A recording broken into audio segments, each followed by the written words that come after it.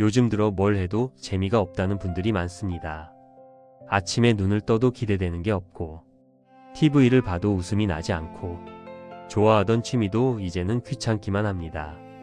예전엔 친구들과 만나는 게 즐거웠는데 요즘엔 약속을 잡는 것조차 부담스럽습니다. 한 분은 이렇게 말씀하셨습니다. 정원 가꾸는 게 그렇게 좋았는데 지금은 꽃을 봐도 아무 감흥이 없어요.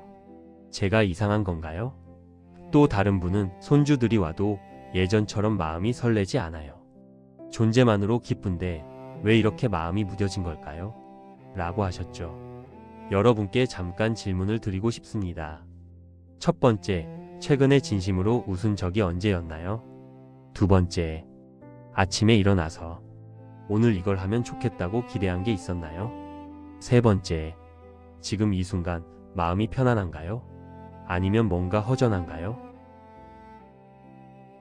대답하기 어렵다면 그게 바로 오늘 우리가 함께 이야기할 상태입니다.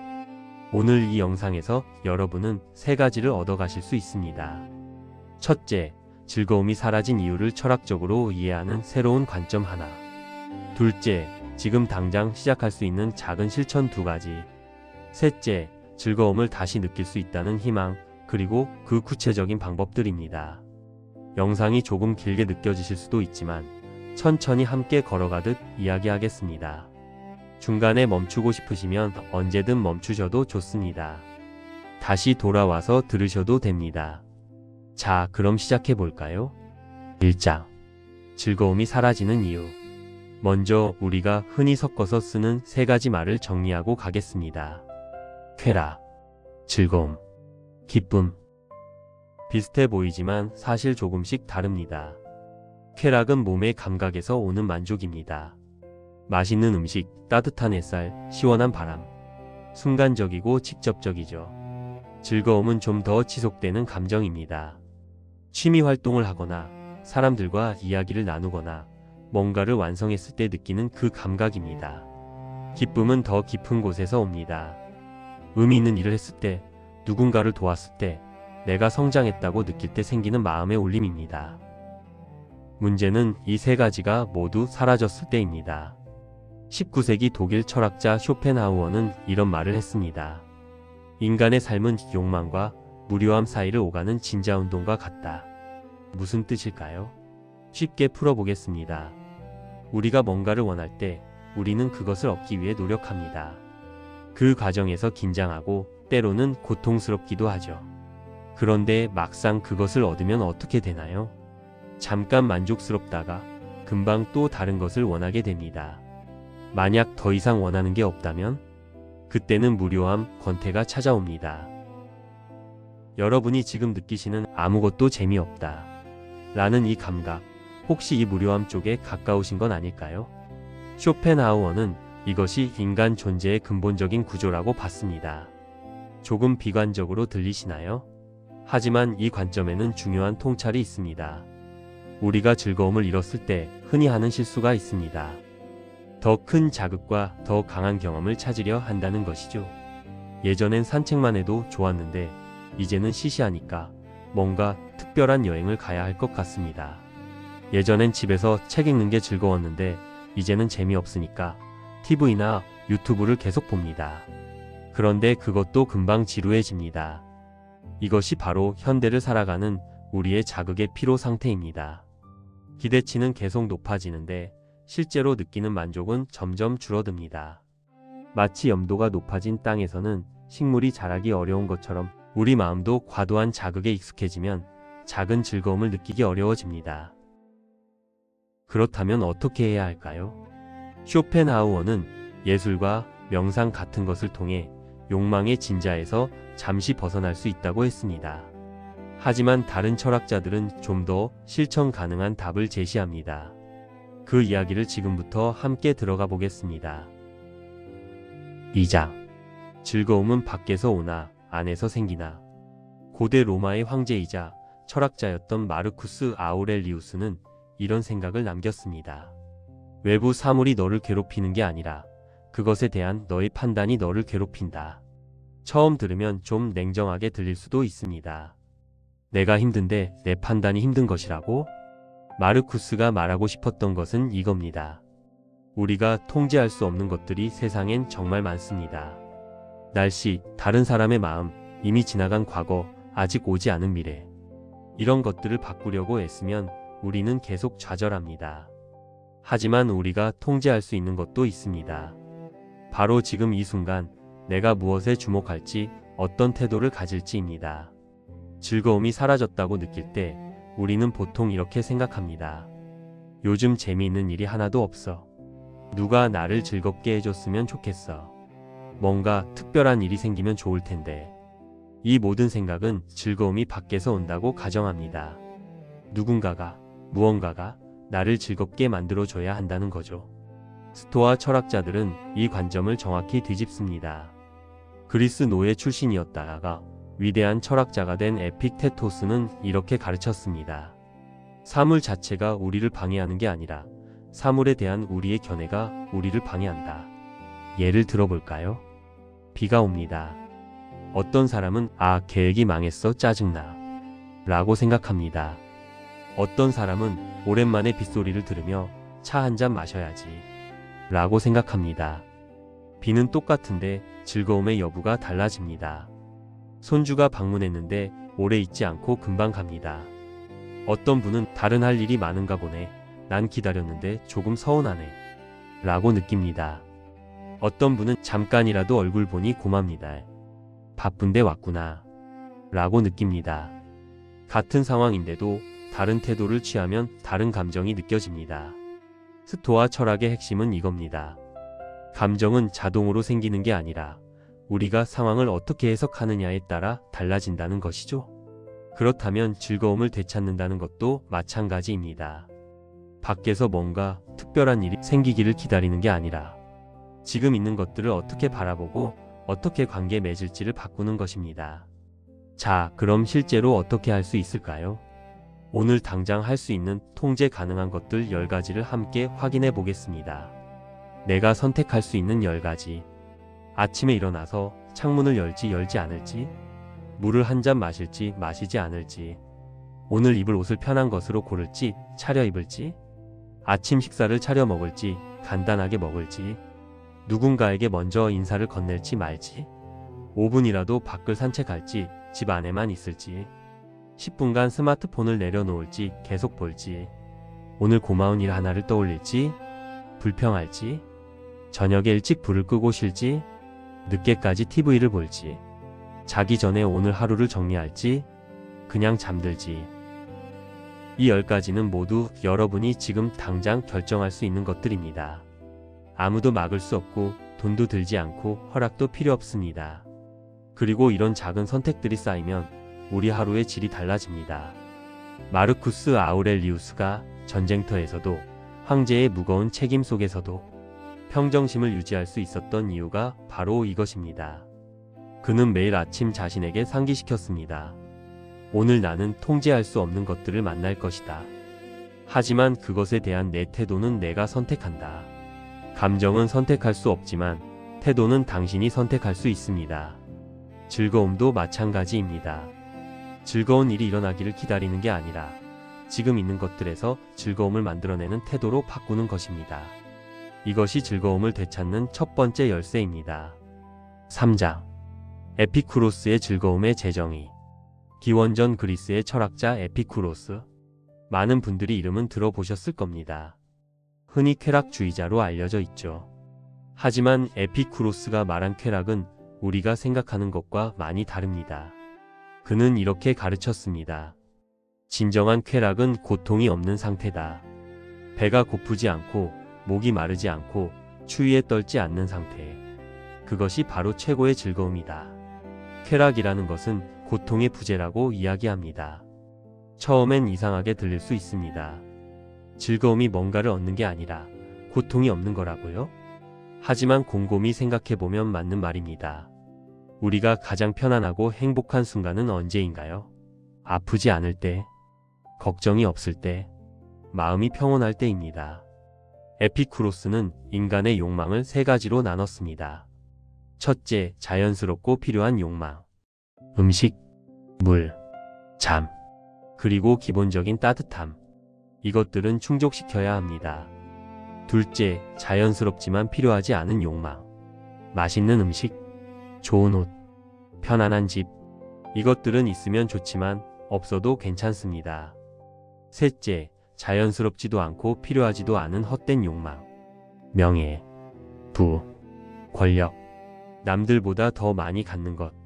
이것들은 아무리 채워도 끝이 없습니다. 욕망은 이렇게 필요한 욕망, 불필요한 욕망, 그리고 헛된 욕망으로 나눠볼 수 있습니다. 여기서 중요한 통찰이 나옵니다. 우리가 즐거움을 잃었다고 느낄 때 흔히 세 번째 욕망을 추구하고 있는 경우가 많습니다. 뭔가 대단한 일, 특별한 경험, 남들이 부러워할 만한 것, 이런 것들을 얻어야 즐거울 거라고 생각하죠. 하지만 에피쿠로스는 반대로 말합니다. 진정한 즐거움은 소박함에 있다고요. 그는 이렇게도 했습니다. 물과 보리빵만 있어도 나는 신과 겨룰 만큼 행복하다. 여기에 치즈 한 조각이라도 더해진다면 그건 잔치나 다름없다. 과장처럼 들리시나요? 하지만 실제로 그는 채소를 가꾸고 친구들과 소박한 식사를 나누며 살았습니다. 화려한 연애가 아니라 정원에서의 대화를 즐거움으로 삼았죠. 즐거움은 크기가 아니라 질에 있다는 것이죠. 자, 그럼 우리는 어떻게 이것을 적용할 수 있을까요? 소소한 즐거움 메뉴판 만들기를 제안합니다. 지금부터 15가지 예시를 드릴 텐데 여러분은 이 중에서 이거 해볼 만하다 싶은 것 3개만 골라보세요. 종이에 적으셔도 좋고 마음에 담아두셔도 좋습니다. 잘 들어보시고 나의 즐거움을 찾아보세요.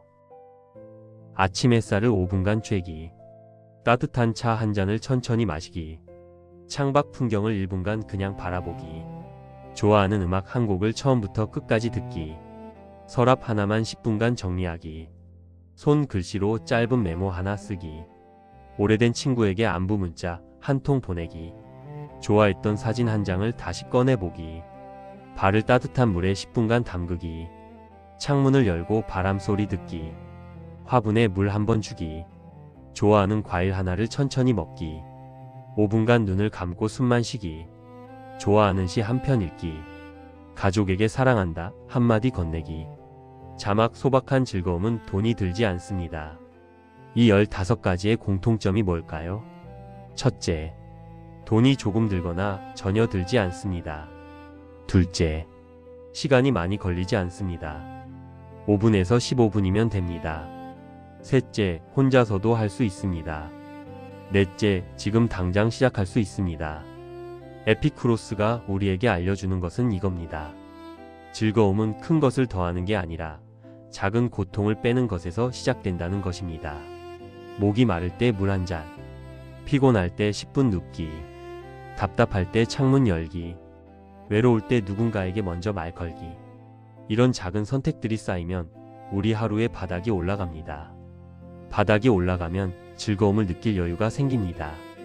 고통을 조금씩 줄이면 비로소 즐거움이 보이는 것이죠. 에피쿠로스의 정원은 화려하지 않았습니다. 하지만 그곳에는 평온함이 있었고 친구들과의 대화가 있었고 소박한 식사가 있었습니다. 그리고 그것으로 충분했습니다. 여러분의 정원도 그렇게 시작될 수 있습니다. 4장. 아리스토텔레스의 즐거움은 활동에서 자란다. 고대 그리스의 위대한 철학자 아리스토텔레스는 즐거움을 다르게 봤습니다. 그는 이렇게 말했습니다. 즐거움은 활동을 완성시키는 것이다. 즐거움은 활동과 분리될 수 없다. 무슨 뜻일까요? 쉽게 풀어보겠습니다. 우리는 보통 이렇게 생각합니다. 일을 끝내면 즐겁겠지. 목표를 달성하면 행복하겠지. 즉, 즐거움을 결과로 봅니다. 하지만 아리스토텔레스는 즐거움이 활동하는 동안 생긴다고 했습니다. 일을 하는 바로 그 과정에서 무언가에 집중하는 바로 그 순간에 즐거움이 함께 자라난다는 것이죠. 생각해 보세요. 정원을 가꾸는 분들은 언제 기쁘신가요? 꽃이 다 피었을 때만 기쁜 게 아닙니다. 흙을 만지고 물을 주고 싹이 나오는 걸 보는 그 순간순간이 즐겁습니다. 요리를 하시는 분들도 마찬가지입니다.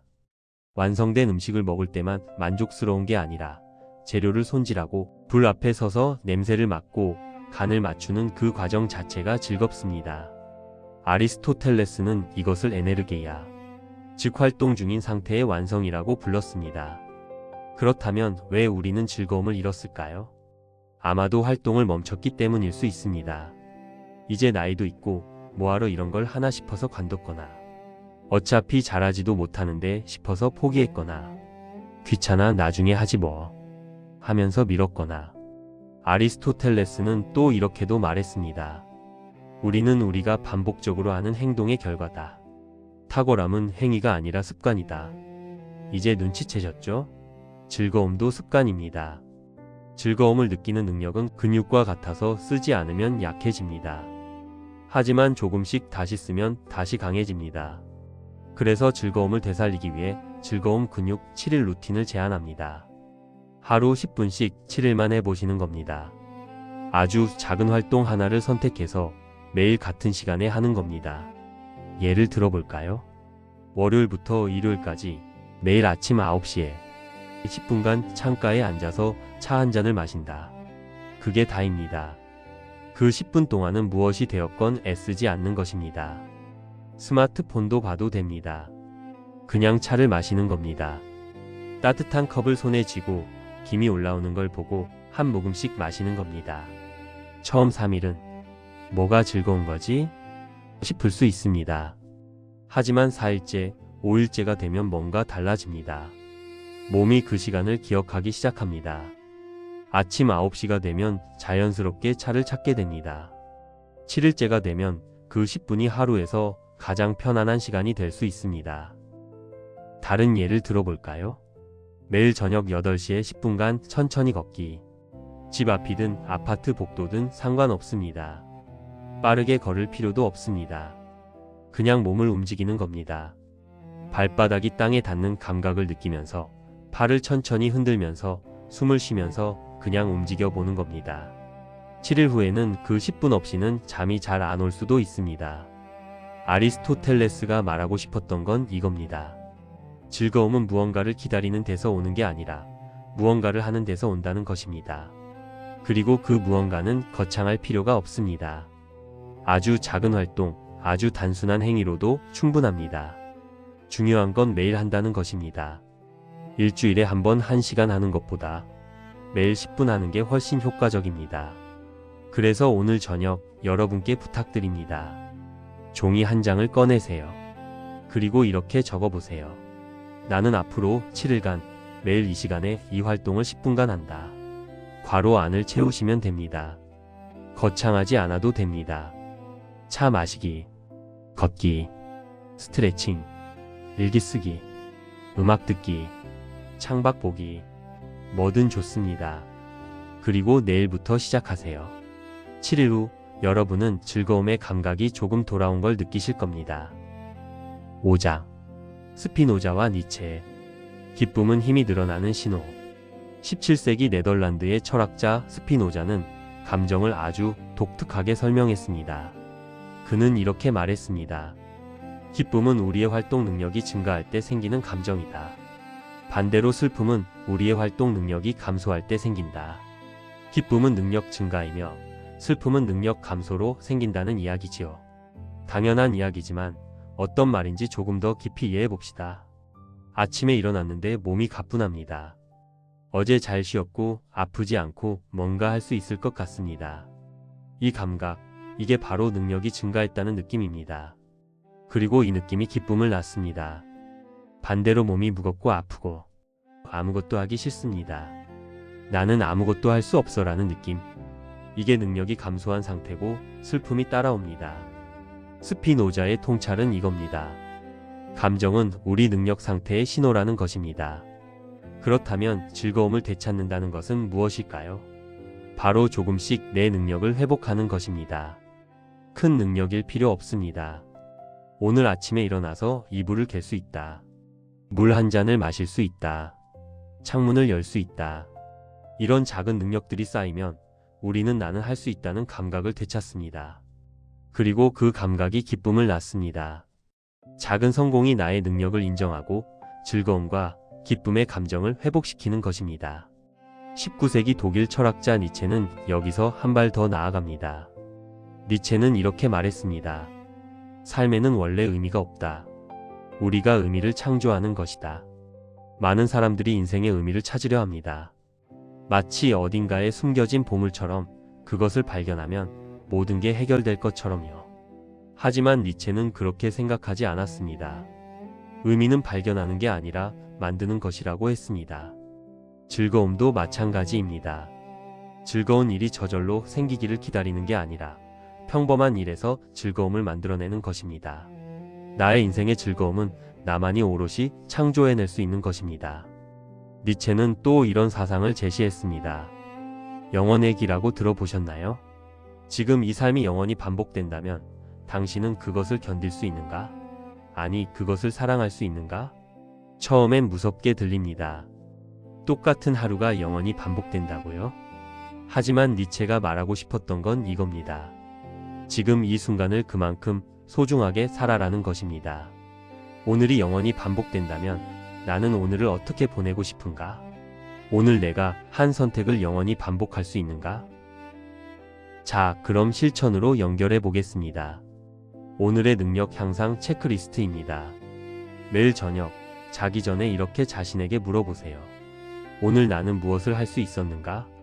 그리고 아주 작은 것이라도 하나씩 떠올려 보세요. 오늘 나는 아침 식사를 했다. 오늘 나는 누군가에게 전화를 했다. 오늘 나는 10분 걸었다. 오늘 나는 설거지를 했다. 오늘 나는 책을 한 페이지 읽었다. 아무리 사소해 보여도 괜찮습니다. 중요한 건 내가 무언가를 할 수 있었다는 사실을 확인하는 것입니다. 스피노자의 말처럼 능력이 증가하는 순간 기쁨이 생깁니다. 그리고 매일 이렇게 능력을 확인하고 칭찬하면 우리는 조금씩 나는 쓸모 있는 사람이다. 나는 할 수 있는 사람이다. 라는 감각을 되찾습니다. 니체는 말했습니다. 나를 죽이지 못하는 것은 나를 더 강하게 만든다. 오늘 여러분이 겪는 무료함, 즐거움의 부재, 이것이 여러분을 죽이지는 않습니다. 오히려 이것은 여러분이 더 깊은 기쁨으로 나아가는 과정일 수 있습니다. 그리고 그 과정은 작은 능력을 하나씩 회복하는 것에서 시작됩니다. 함께 긴 여정을 걸어왔습니다. 오늘 우리가 나눈 이야기를 세 문장으로 정리하겠습니다. 첫째, 즐거움이 사라졌다는 것은 삶의 신호입니다. 당신의 잘못이 아닙니다. 둘째, 즐거움은 밖에서 오는 게 아니라 지금 있는 것에 대한 태도에서 만들어집니다. 셋째, 즐거움은 큰 것이 아니라 작은 활동의 반복에서 자라납니다. 오늘부터 일주일 딱 하나만 실천해 보시기를 부탁드립니다. 매일 같은 시간에 10분간 아주 작은 활동 하나를 반복하세요. 차 마시기, 걷기, 창밖 보기, 음악 듣기, 뭐든 좋습니다. 7일 후 여러분은 조금 달라진 자신을 만나실 겁니다. 오늘 이 영상이 여러분께 작은 위로가 되었기를, 그리고 작은 용기가 되었기를 바랍니다. 우리 모두 비슷한 고민을 하고 있고 함께 답을 찾아가고 있습니다. 소나무 철학은 앞으로도 여러분과 함께 천천히 깊게 따뜻하게 이야기를 나누겠습니다. 다음 영상에서 또 만나요. 구독과 좋아요는 저희에게 큰 힘이 됩니다. 하지만 무엇보다 오늘 이 영상이 여러분의 하루에 작은 빛이 되었다면 그것으로 충분합니다. 잠시 음악을 들으며 내용을 돌아보는 시간을 갖겠습니다. 감사합니다.